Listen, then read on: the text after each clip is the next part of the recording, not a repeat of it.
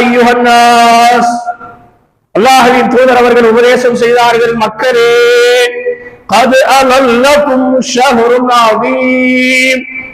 முதன்மையாக நபிகள் நாயகம் ரசூலுல்லாஹி ஸல்லல்லாஹு அலைஹி வஸல்லம் அவர்கள் சொன்னார்கள், மக்களே, உங்களிடத்திலே மகத்தான, கண்ணியமான, மாண்பிற்குரிய, மரியாதைக்குரிய ஒரு மாதம் வருகிறது.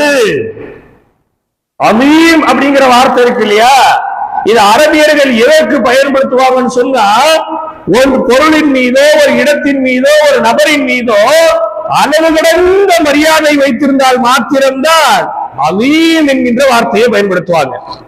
நாம அன்பிற்குரியவரே, மரியாதைக்குரியவரன் பயன்படுத்துறோம் இல்லையா, இது மாதிரி அரபியர்கள் சில வார்த்தையை பயன்படுத்துவாங்க.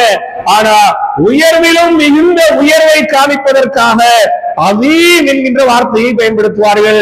பெருமானார் ஸல்லல்லாஹு அலைஹி வஸல்லம் அவர்களும் இந்த இடத்திலே அதீம் என்கின்ற வார்த்தையை பயன்படுத்துகின்றார்கள். அப்படி என்றால் அதனுடைய மரியாதையும் மகத்துவமும் மாண்பும் ஒரு சொல்லால் அடக்க முடியாது என்பதை அல்லாஹ்வின் தூதர் அவர்கள் முதன்மை செய்தியாக சஹாபாக்களுக்கு தெரிவுபடுத்தினார்கள். கண்ணியத்திற்குரியவர்களே, மகத்தான மாதம், மரியாதைக்குரிய மாதம், கண்ணியத்திற்குரிய மாதம் என்று சொன்னார்களே, இந்த மாதத்திலே கண்ணியக்கேடான காரியங்களை நாம் செய்யக்கூடாது, அருவருப்பான செய்திகளை நாம் செய்யக்கூடாது, ஹராமான காரியங்களில் ஈடுபடக்கூடாது, சண்டைகளில், சச்சரவுகளில், பிரச்சனைகளில் நாம் ஈடுபடக்கூடாது. ஏன்?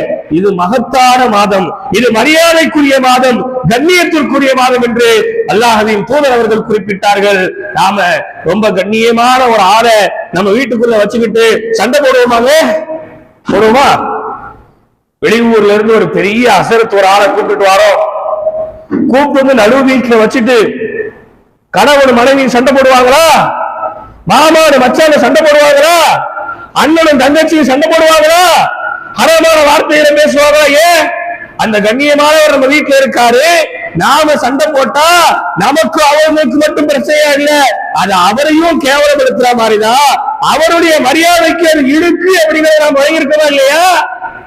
அப்ப இந்த ரமலானுடைய மாதம் என்பதும் மகத்துவக்குரிய மாதமாக, கண்ணியத்திற்குரிய மாதமாக இருக்கிறது. இந்த ரமலானுடைய மாதங்கள்ல ஹராமான காரியங்களில் நாம் ஈடுபட்டு விடக் கூடாது சகோதரர்களே. அது ரமலானை நாம் கேவலப்படுத்துவதற்கு சமம்.